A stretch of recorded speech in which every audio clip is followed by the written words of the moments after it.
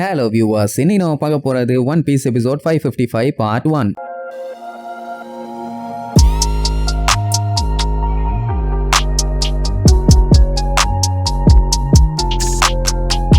Open பண்ணா போன பாட்டுல நம்மால கான்குரர் ஹாக்கியை யூஸ் பண்ணி அசால்ட்டா ஒரு 50,000 பேரை காலி பண்ணிட்டான்ல. அதை பார்த்துட்டு 50 பேரும் பீதி ஆயிட்டாங்க. ஏன் அவ்வளவு நேரம் சீன் போட்டு இருந்த ஹோடிக்கே அள்ளு விட்டுருச்சு. அவன்கிட்ட போய் கிங் ஆஃப் த பைரட்டா மாற போறேன்னு சொன்னா அவன் விடுவானா? கொய்யால உன்னை பொழக்காம விட மாட்டான்டான்னு வெறி கொண்டு நின்றுட்டு இருப்பான். மக்களுக்கெல்லாம் சந்தோஷம் தாங்க முடியல. எப்படியும் லூஃபி நம்மளை காப்பாத்திடுவான்னு வில்ல பயில்கள்லாம் மிரண்டு போயிருவானுங்க. ஏன்னா அவன் இவ்வளவு பவர்ஃபுல்லா இருப்பான்னு எதிர்பார்க்கவே இல்லை. அப்ப ஹோடியோட மூஞ்ச காட்டுறாங்க. அப்படியே வேர்த்து விறுவிறுத்து போய் பார்த்துக்கிட்டு இருப்பான். பின்ன நம்ம பையன் மிரட்டி விட்டான்ல, இவ்வளவு நேரமா ஆள் நிறைய இருக்காங்க, நம்ம தான் ஜெயிக்க போறோம், ஆஹா ஓஹோன்னு கத்திட்டு இருந்தவனுங்க இப்ப அப்படியே பேக் அடிப்பானுங்க. இவெல்லாம் நம்ம லெவல்லயே கிடையாது, இவன் வேற லெவலு, இவெல்லாம் நம்ம லிஸ்ட்லயே கிடையாதுன்னு. உடனே ஜியோ பார்த்துட்டு, தம்பி வரலாற்றிலேயே முக்கியமான ஒரு சண்டையில இருந்து நீ தப்பிச்சு ஓடினா நீ அது சாகருக்கு சமமா. ஏன்னா ஆல்ரெடி அவன் கண்ணிமிக்கும் நேரத்துக்குள்ளேயே 50,000 பேர்த்த காலி பண்ணிட்டான். ஆனா என்ன இப்போ நம்ம கிட்ட 50,000 பேர் ஸ்ட்ராங்கான ஆளுங்க இருக்காங்க அப்படி இப்படின்னு உசுப்பேத்தி விடுவான். அதை நம்பி அவனுங்களும் ஆமா நாங்க இருக்கோம்னு சொல்லிட்டு பயந்துட்டு இருந்தவனுங்க எல்லாம் கொஞ்சம் எனர்ஜியை கொடுத்த மாதிரி எந்திரிச்சு கத்த ஆரம்பிச்சிருவானுங்க. எப்பவுமே இந்த ஸ்டார்ஹெட் பைரட்ஸ் நம்மளோட ஆசை கனவு எல்லாத்தையுமே கெடுத்து விட்டுட்டு இருக்கானுங்க. எந்த டைமும் அதுக்கு தான் வந்திருக்காங்க. சொல்ல போனா அவனுக்கு ரொம்ப ஒஸ்டான எனிமீஸுங்க. நம்ம இனிமேட்டு அவங்கள விடக்கூடாது, பொலந்து கட்டிடணும், இதுதான் நமக்கான சான்ஸ் அப்படி இப்படின்னு எல்லாத்தையுமே நல்லா மண்டைய கழுவிட்டு இருப்பான். இதுல வேற ஜிம்பையும் அவங்க கூட சேர்ந்துட்டான்ல, அவன் நம்ம எல்லாத்துக்குமே துரோகி. அவங்க ஆசைக்காக ஃபிஷ்மேன் ஐலாண்டோட ஃபியூச்சரைய மாத்த பாக்குறாங்க. ஆனா அது நம்மளோட ஃபியூச்சர் இல்ல அப்படி இப்படின்னு பேச ஒவ்வொரு போஸெல்லாம் கொடுப்பானா. இதை நம்பிட்டு மிச்சம் இருக்கிற 50,000 பேரும் ஆமா ஸ்டார்ஹெட் பைரட் எல்லாம் நமக்கு ஒண்ணுமே இல்ல, அவன் வெறும் ஒரு ஹியூமன், ஜிம்பையும் ஒரு ஃபிஷ்மேன் தான், ஆனா அவரே நமக்கு துரோகம் பண்ணிட்டாரு, நம்ம ரெண்டு பேர்த்தையும் சேர்த்தி கொள்ளணும்னு கண்ணு முன்னாடி இவ்வளவு பெரிய சம்பவத்தை பார்த்ததுக்கு அப்புறமே லூசத்தனமா கத்திட்டு இருப்பானுங்க. இப்ப தெரியுதா இவனுக்கு எந்த அளவுக்கு மூளையோட இருக்கானுங்கன்னு. அதனாலதான் ஹோடி மாதிரி ஆளுகெல்லாம் சொன்ன உடனே உடனே கேட்டுறானுங்க. சோ லூஃபியும் ஜிம்பையும் கொன்னே தீர்வோன்னு 50 பேர் அங்க காட்டுத்தனமா கத்திட்டு இருப்பாங்களா. உடனே ஜோரோ சட்டையெல்லாம் கழட்டிட்டு, என்ன லூஃபி இன்னும் எங்களுக்கு 50,000க்கு மேல ஆளை விட்டுட்டு போயிருக்க போல, நாங்களே பாத்துக்கிறோம்பா. அவன் கேஷுவலா சாரிப்பா மிஸ் ஆயிருச்சும்பா. இப்ப அவனு ரெண்டு பேத்துக்குள்ளேயும் போட்டி. என்னன்னா நம்ம செஞ்சு நான் 30,000 பேர்த்த பாத்துக்கிறேன், நீ 20,000 பேர்த்த பாத்துக்கேன்பா. சும்மா ஓவரா வாய் மட்டும் பேசிட்டு இருக்காரா, வாழ மாட்ட மாட்டையா. சண்டையில உன் வீரத்தை காமினவனே ஒருத்தன் அட்டாக் பண்ண வருவான், மண்டையிலே ஒரு மிதி. சோ இப்போ அவனுக்கு ஃபுல் ஃபார்ம்ல சண்டை போட ரெடி ஆயிட்டானுங்க. அடுத்து நம்ம ப்ரூக்கு ரைட் ஆடியன்ஸ் எல்லாம் நல்லா கண்ணை திறந்து பாருங்க, ஒரு சூப்பரான சாங்கோட இந்த சண்டையை நம்ம ஸ்டார்ட் பண்ணிடலாம். ஏன்னா இதுக்கப்புறம் வெறித்தனமா இருக்க போதும்பா. சொல்ல போனா அவனுக்கு எல்லாம் வெறி கொண்டு கத்திட்டு வருவானுங்க. உடனே ரோபின் பார்த்துட்டு, ஏன்டா லூசு பாயில அவங்க என்ன உன்னோட சாங்க கேட்கறக்கா இவ்வளவு தூரம் வந்திருக்கானுங்க, போட்டு தள்ள வரானுங்க, அதுக்கு ஏத்த மாதிரி நடந்துக்கம்பா. ஐயோ ரோபின் எப்பவுமே கூடுதான் பண்ண அவங்க ஜாலியா பேசிட்டு இருப்பான். இதெல்லாம் பார்த்த ஃபிஷ்மேன்ஸ்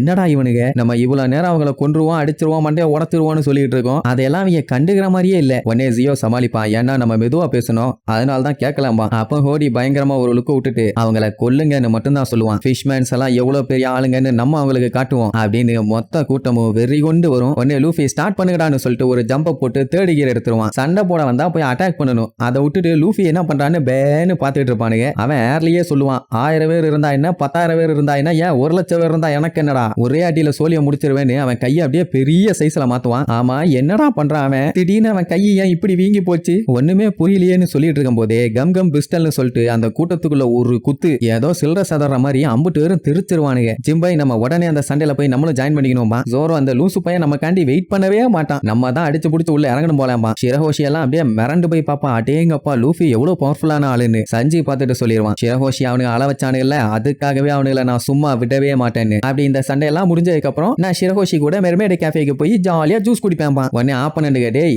நீ சாக போற, எதுக்கு இந்த தேவையில்லாத ஆசைம்பா, கொய்யால என்னங்கடா குறுக்க பேசிட்டு இருக்கீங்கன்னு பாஞ்சு போய் மூஞ்சா மிதி விழும். ஒவ்வொரு அடியும் சாதாரண அடியில இடிதான். எவ்வளவு தைரியம் இருந்தா மெர்மேடோட பாரடைஸை நீங்க அழிக்கணும்னு ட்ரை பண்ணுவீங்க, அதுக்கு நான் விட மாட்டேன்டான்னு சொல்லி தான் அடிப்பான். இப்படி அவன் ஒரு சைடு பொழந்துகிட்டு இருக்கானா, அடுத்து நம்ம ஜோரோ அவன் அட்டாக் பண்ண ஒரு பெரிய கூட்டமே வரும். 108 ஃபீனிக்ஸ்னு சொல்லிட்டு ஒரு வெட்டு போடுவான். அவ்வளவுதான், அந்த அட்டாக்லயே வந்த முக்காவாசி பேர் திருச்சிருவானுங்க. ஷிரஹோஷி எல்லாம் அப்படியே மிரண்டு போய் பாப்பா, என்ன நடக்குது இங்க, அத்தனை பேர்த்தையும் அசால்ட்டா அடிச்சு திரிக்க விடுறானுங்க, how it is possible. அதுக்கப்புறம் இங்க நம்ம ரோபினை ரவுண்ட் கட்டியாச்சு. அவ தெளிவா சொல்லிடுவா, இந்த ஃபிஷ்மேன் ஐலாண்ட்ல சில பல ஹிஸ்டாரிக்கல் ரிசோர்ஸ் எல்லாம் நிறைய இருக்குது, அது எல்லாத்தையுமே நீங்க அழிக்கணும்னு நினைக்கிறீங்க. அது சிட்டிசன்ஸா இருக்கலாம், இல்லாட்டி இந்த கிங்டமா இருக்கலாம், ஏன் அதோட ஹிஸ்டரியா கூட இருக்கலாம், அது எதையுமே நான் பண்ண விட மாட்டேன்னு 50 பேர்த்து முதுகுல இருந்தும் கைய வர வச்சு கழுத்தை பிடிச்சி ஒரு திருகு கடாமுட்டை டக்குன்னு ஒரு சத்தம் மட்டும் தான் கேட்கும். அவ்வளவுதான் 50 பேரும் மட்டை. அதுக்கப்புறம் என்ன, அடுத்த ஒரு கூட்டம் வரும், அது நம்ம ப்ரூக் அட்டாக் பண்ண வருது. அவன் சண்டை போடுவான்னு பார்த்தா ஜாலியா கான்சர்ட்டுக்கு ரெடி ஆயிட்டு இருக்கேன்னு சொல்லி பாட்டு பாடி ஆடிட்டு இருப்பான். ஷிரஹோஷிக்கு ஒன்னும் புரியல, என்ன பண்ணிட்டு இருக்கான் இவன். ஆல்ரெடி விசித்திர விசித்திரமா தான் இருக்கான், பண்றதுமே விசித்திரமா தானே இருக்குது. இதுல காமெடி என்னன்னா அவன் ஆடுறத பார்த்துட்டு அங்க இருக்க அத்தனை பேரும் ஆட ஆரம்பிச்சிருவானுங்க. உடனே சிரகோஷி விழுந்து விழுந்து சிரிச்சிட்டு இருப்பா. சண்டை போட வேண்டிய இடத்துல என்னடா சாலியா சல்சா டான்ஸ் ஆடிட்டு இருக்கீங்கன்னு. சோ அப்படி அவனை என்ஜாய் பண்ணி ஆடிட்டு இருப்பானுங்க. அந்த கேப்ல கத்தி வச்சு சும்மா சரக்கு சரக்கு சரக்குன்னு ஒரு 40 வெட்டு அப்படி வெட்டி முடிச்சுட்டு இன்னைக்கு ஆடியன்ஸ் எல்லாருமே சூப்பர் நல்லா பெர்ஃபார்ம் பண்ணாங்கம்மா. சோ இப்படி இவங்க வெரைட்டியா பண்ணிட்டு இருக்கத ஆடியன்ஸ் எல்லாம் பார்த்துட்டு பேன்னு முழிப்பாங்க. அடுத்து நம்ம சாப்பரை புடிச்சிருவாங்க. அவ்வளவுதான் மாட்டிட்டா, இனி இவனை விடக்கூடாதுன்னு சொல்லிட்டு நடுவுல போட்டு குமுறிட்டு இருப்பாங்க. உடனே டாப்னு பையன் அவனோட உருவத்தை மாத்திக்கிட்டு பொல்லந்து கட்டுவான். இதுல வேற நீங்க எத்தனை பேர் வந்தாலும் அதை பத்தி எனக்கு கவலை இல்ல, வாங்கடான்னு கத்துவானா. என்னடா ரக்கூன் எல்லாம் பேசுது,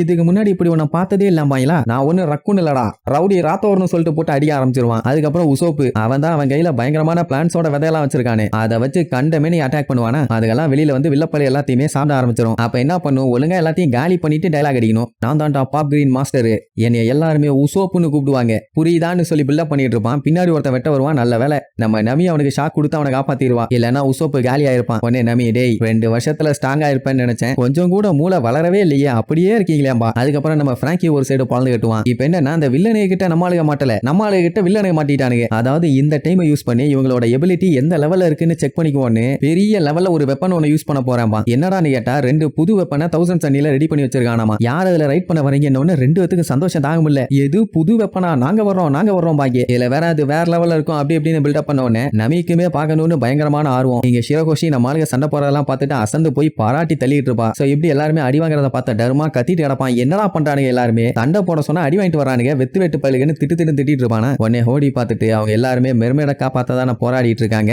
அவளை நான் இப்பவே இந்த ஸ்பாட்லயே காலி பண்ணிடுறேன், யாராலையும் தடுக்க முடியாதுன்னு சொல்லி கையில தண்ணி எடுத்து அதை வச்சு அட்டாக் பண்ணுவானா. அது வேகமா அவ பக்கத்துல வரும். அவ்வளவுதான் சோலி முடிச்சுன்னு முடிவே பண்ணிட்டா. ஆனா அந்த தண்ணி அவன் மேல படுறதுக்கு முன்னாடியே டப்புன்னு வெடிச்சு தெரிச்சிடும். ஆனா லூஃபி தடுக்கல. உடனே அவனே சொல்லிடுவான், நான் அவளை பத்தி கவலைப்பட வேண்டியதில்ல போல, காப்பாத்திருக்க ஆள் இருக்காங்க போலியாம்பானா. யாரு காப்பாத்திருப்பான்னு எல்லாத்துக்கும் ஒரே ஷாக்கு. வேற யாரு, நம்ம ஜிம்பை தான். அவனும் அவன மாதிரியே கையில தண்ணி எடுத்து என்ன மீறி நீ பிரின்சஸ தொற்றுவியாடான்னு சொல்லி சும்மா வெறித்தனமா கூறதோட இந்த எபிசோடுக்கு எண்டு காடு போட்டு முடிக்கிறாங்க.